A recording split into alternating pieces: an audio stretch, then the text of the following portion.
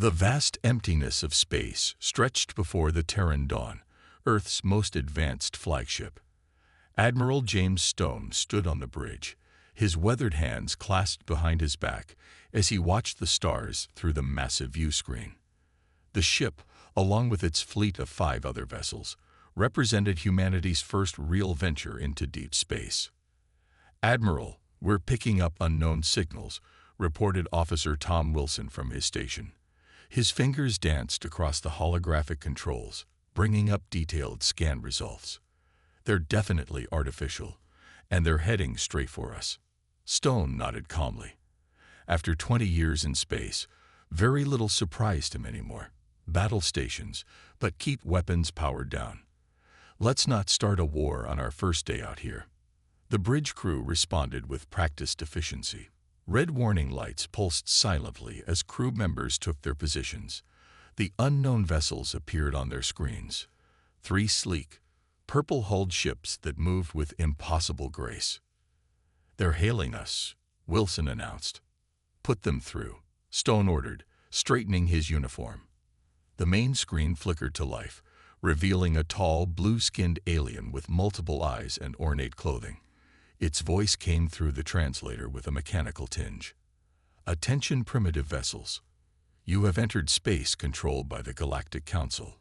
Power down your engines and prepare to be escorted to the nearest outpost for processing and integration." Stone raised an eyebrow and actually chuckled, causing the alien's eyes to blink in sequence. "I'm Admiral James Stone of the Terran Fleet. While we appreciate the welcome, I don't think we'll be powering down anything today."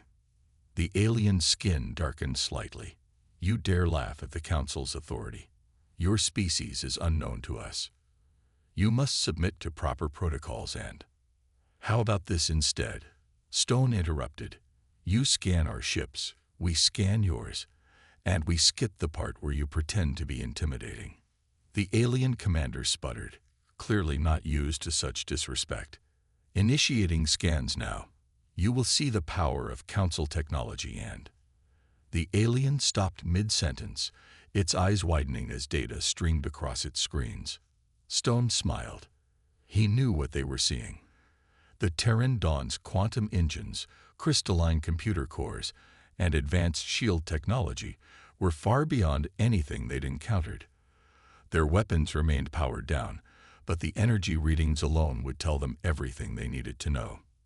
"Impossible," the alien whispered. "These readings, they cannot be correct. Your species, how long have you been spacefaring?" "We achieved our first space flight about 300 years ago," Stone replied casually. "First colony on Mars a few decades later. We've been busy since then." The alien commander's skin had turned almost white. 300 years. But the Council protocols, the development guidelines, this level of technology should take at least 5,000 years to achieve. Stone leaned forward in his chair. "Maybe you've been doing it wrong. Now, we're happy to establish diplomatic relations with your council, but it'll be as equals, not as subjects. What do you say?" The alien ships had already begun backing away slowly. "The council must be informed of this immediately. Remain here. Do not move. Representatives will arrive to talk." Stone suggested helpfully. "That's fine. We'll wait. Oh, and you can tell your hidden ships behind that asteroid belt that they can come out now. Our sensors detected them 20 minutes ago." The alien commander's jaw dropped as 2 more council ships emerged from their hiding spots. The transmission cut off abruptly. Stone turned to his crew, all of whom were trying to hide their grins. "Well, that was interesting.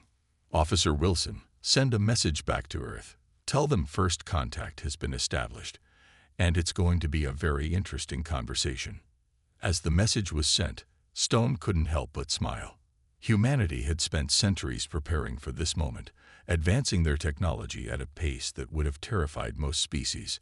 Now they knew why.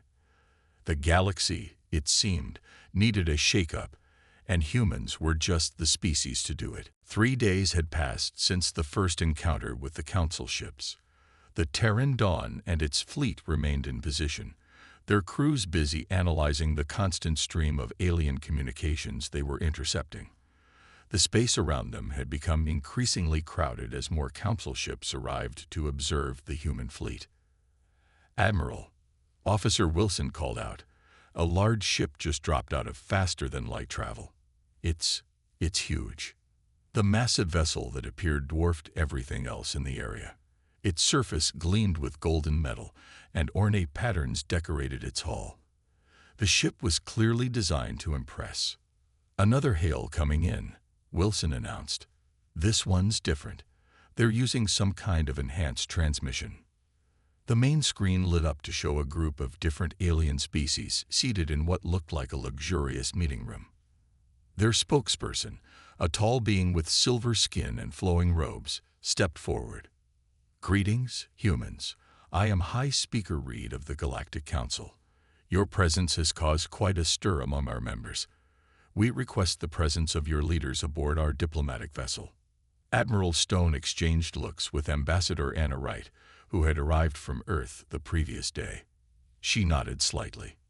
"We accept your invitation," Stone replied. "Ambassador Wright, and I will represent Earth."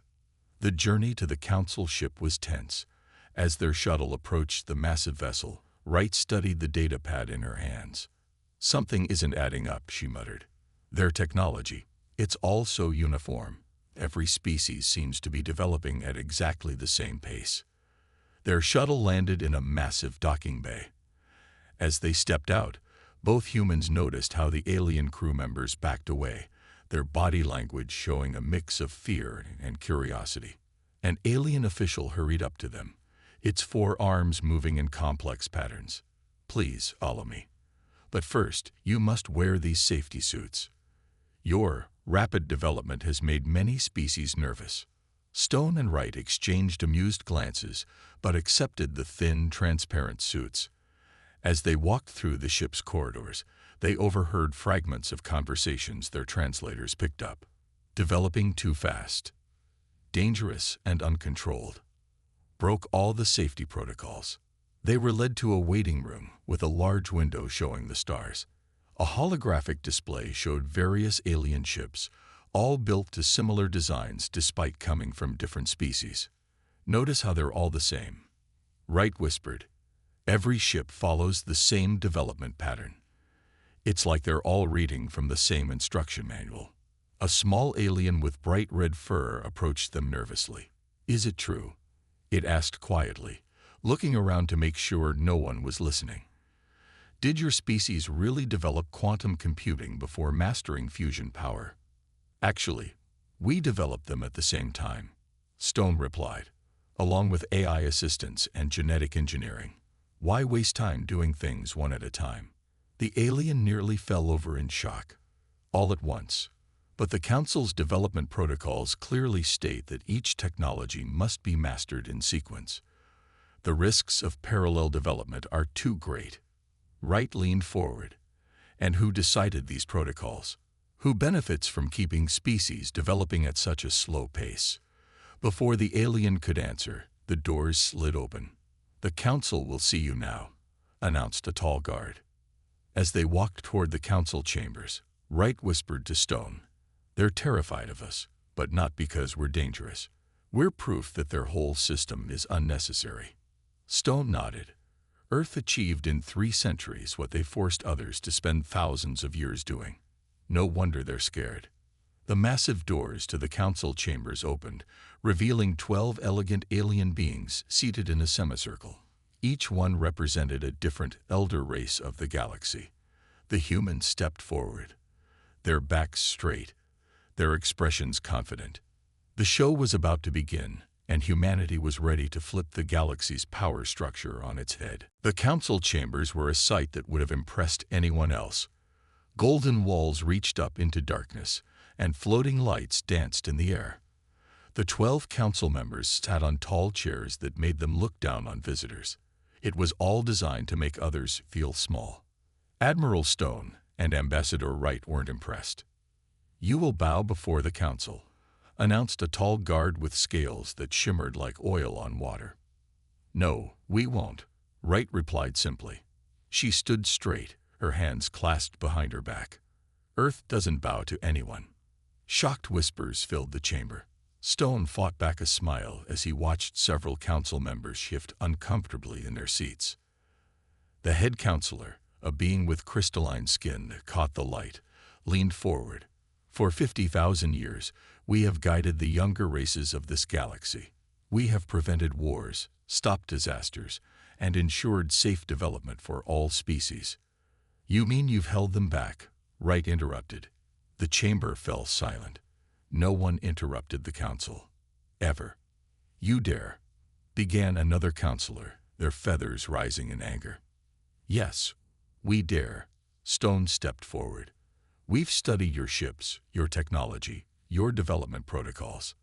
You don't guide species. You control them. Wright pulled out a datapad. According to your protocols, it should take 1,000 years to develop fusion power. Earth did it in less than 300 years. You say artificial intelligence takes 2,000 years to safely develop. We did it in 50. Because you were reckless, shouted a counselor with 6 eyes. Your development was dangerous and uncontrolled.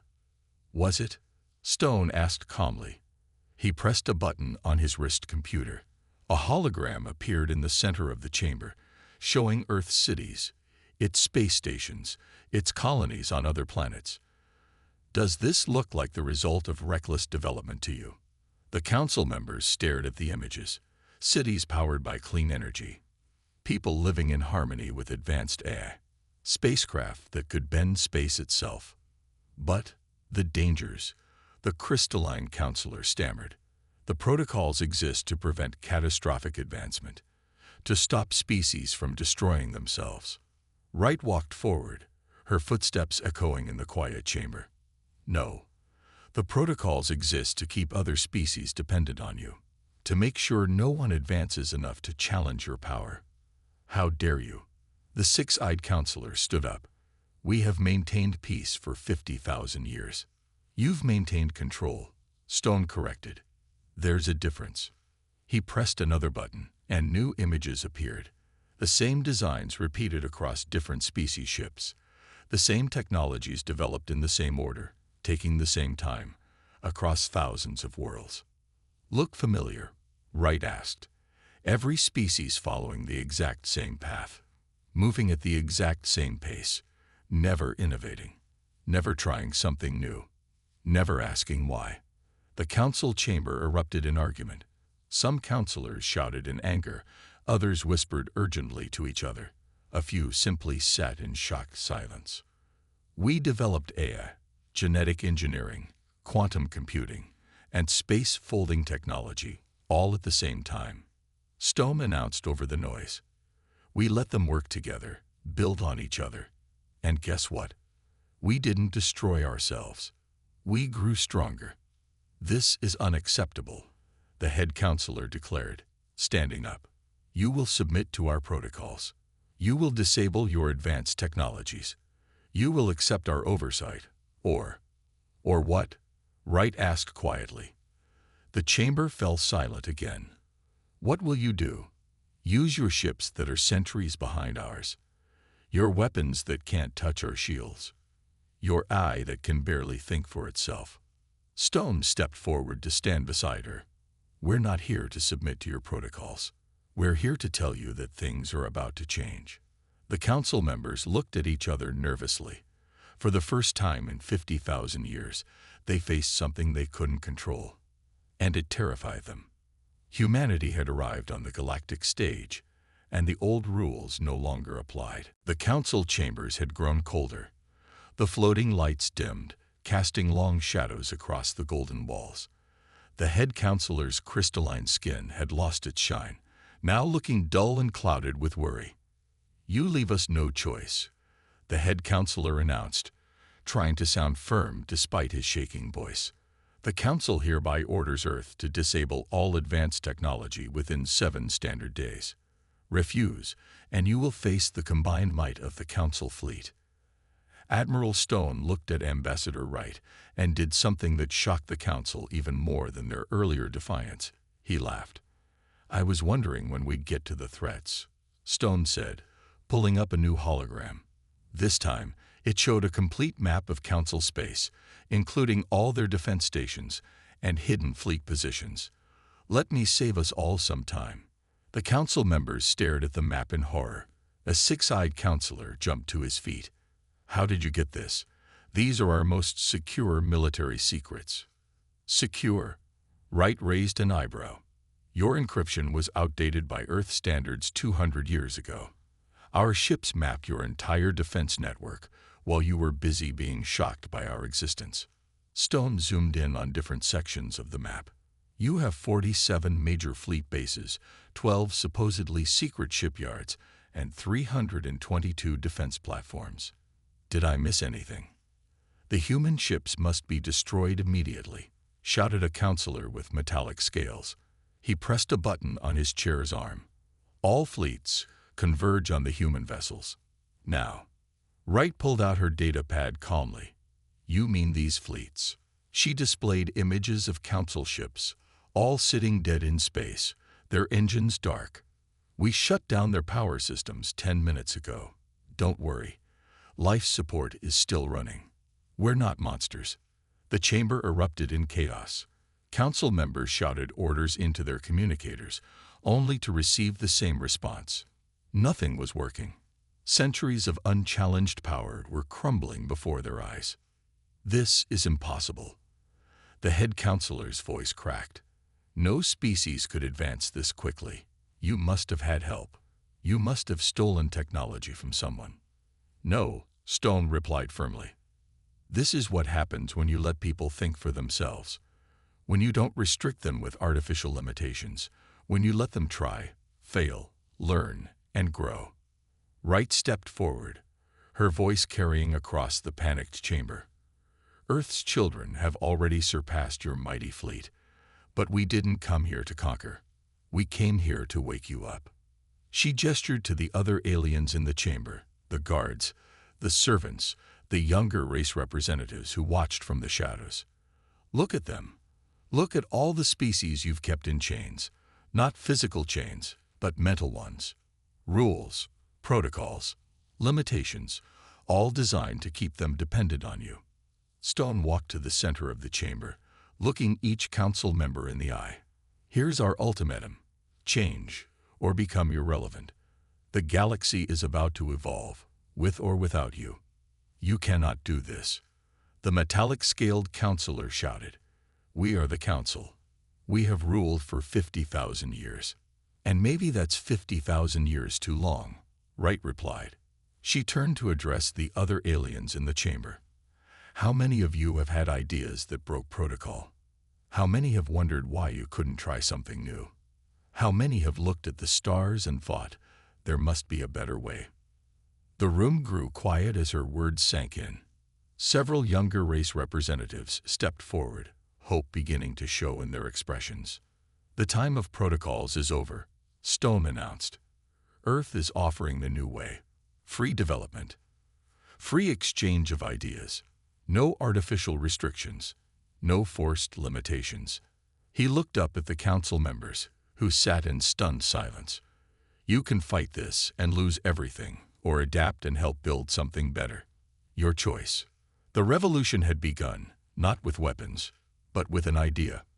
Freedom to grow. Silence filled the council chambers. The floating lights flickered nervously, casting shifting shadows across the faces of everyone present. Then, something unexpected happened.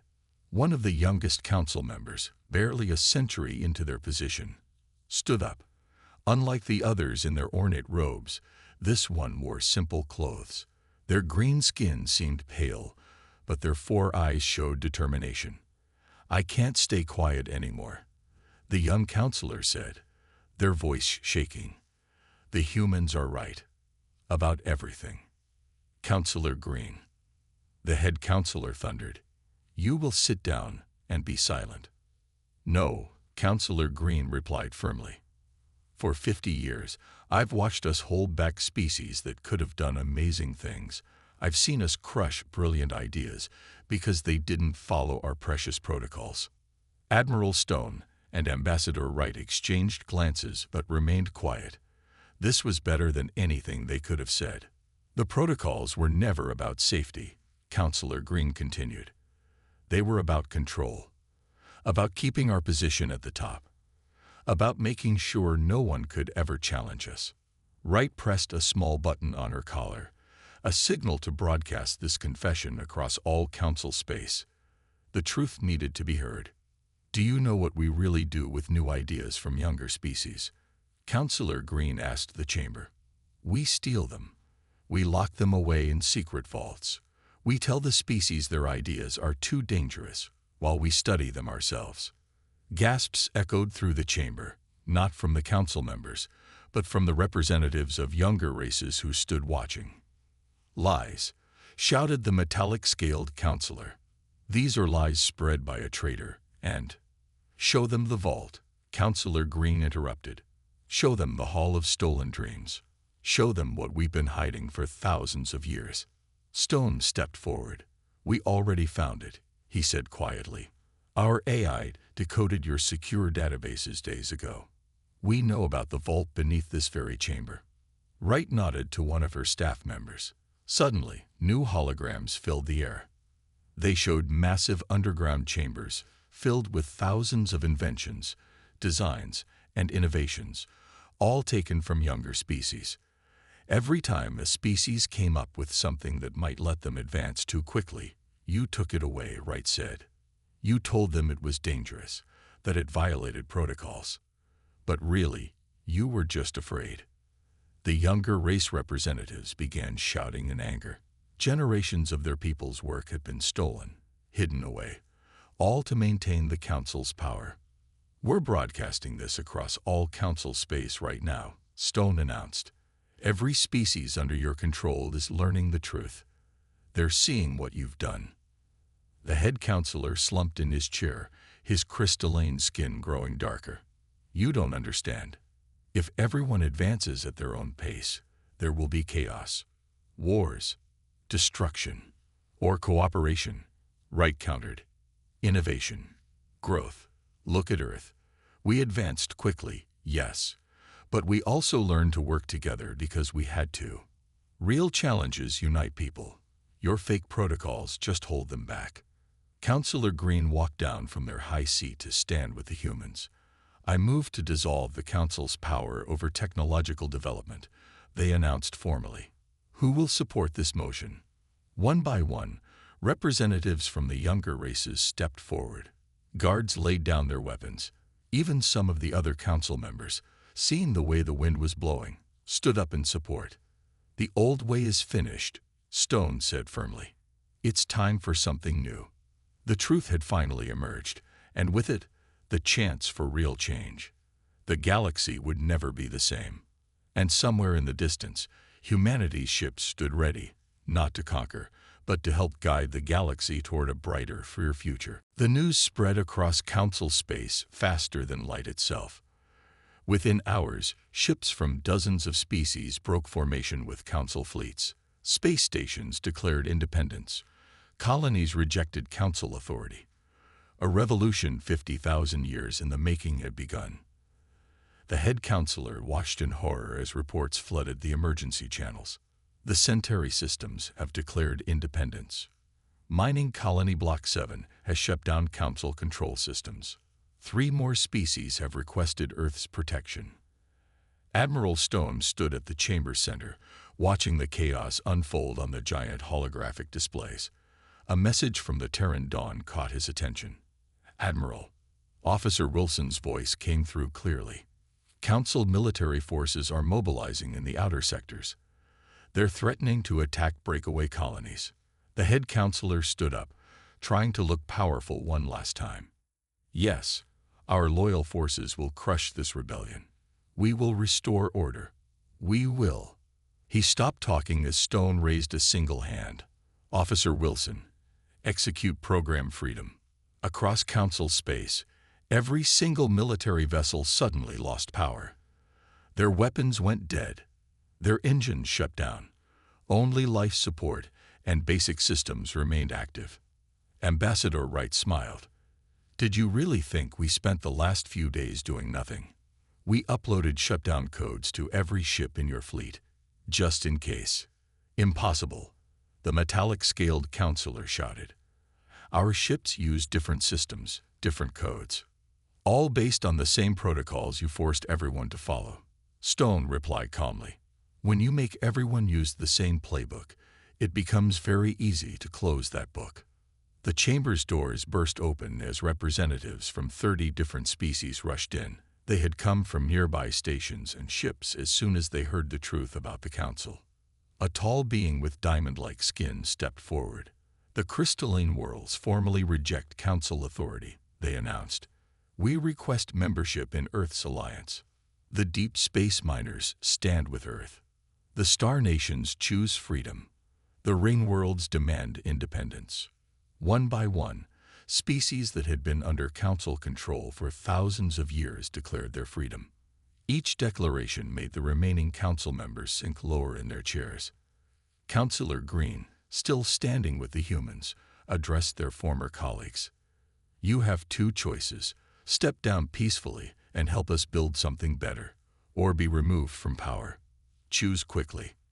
The head counselor looked around desperately. But what about order? Control. Safety. Safety. Wright laughed. Let me show you something. She projected a new image. Earth's solar system. In the time you've kept others in chains, we've built this. Thriving colonies on harsh worlds.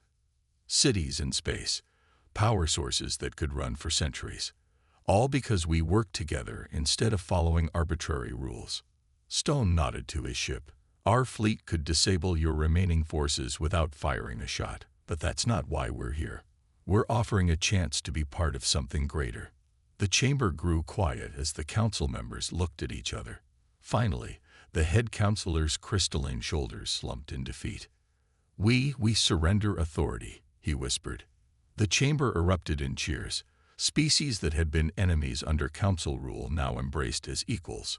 Scientists from different worlds immediately began sharing ideas that had been forbidden for generations. Admiral, Wright said quietly, I think we just changed the galaxy. Stone watched as Councillor Green began organizing new leadership councils, this time with representatives from all species. No, he replied with a smile. They changed it themselves. They just needed someone to show them it was possible. Above them, the first ships of the new Free Species Coalition began forming up alongside Earth's vessels. A new age of exploration and innovation was about to begin. And this time, no one would be held back. 1 month after the Council's fall, the galaxy had changed more than it had in the previous 50,000 years. The massive council chamber, once a place of oppression, had been transformed into the Hall of Free Innovation. Representatives from hundreds of species filled the space, sharing ideas that had been forbidden for generations. Admiral Stone stood at a window on the station's observation deck, watching ships of different designs move through space. No longer forced to follow council protocols, each species had begun developing technology that suited their unique needs. Quite a view, isn't it? Ambassador Wright joined him at the window. She held a datapad filled with reports from across the galaxy. The crystalline worlds have already developed a new form of faster-than-light travel. Turns out they had the idea centuries ago, but the Council forced them to abandon it. And the deep space miners? Stone asked, smiling as he watched a uniquely designed ship pass by. They've combined their mining technology with Earth's AI systems. They're terraforming dead worlds in weeks instead of centuries. Wright shook her head in amazement.